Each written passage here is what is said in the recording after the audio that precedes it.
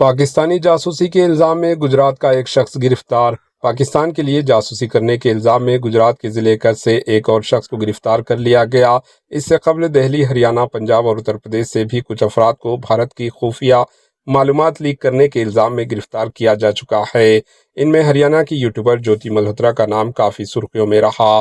اب جس شخص کو گرفتار کیا گیا وہ گجرات کے ضلع کچھ کے پرائمری ہیلتھ سینٹر میں بطور صحت اہلکار کام کرتا ہے۔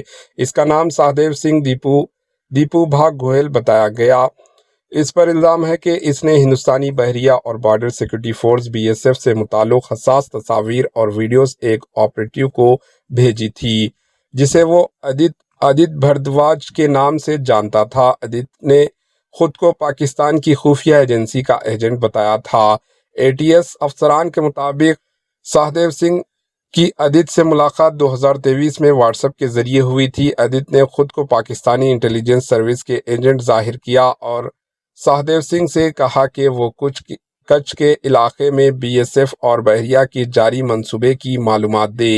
40,000 روپے بطور رشوت سہدیو سنگھ نے 2025 کے اوائل میں ایک نئے سم کارڈ لے کر اس واٹس ایپ پر آدت کو دیا اور مسلسل خفیہ معلومات دیتا رہا۔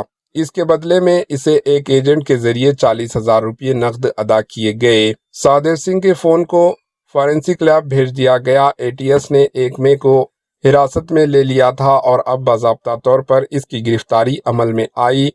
سہدیو سنگھ اور آدت دونوں پر سنگین دفعات کے تحت مقدمہ درج کیا گیا ہے۔ Bureau report AHN news.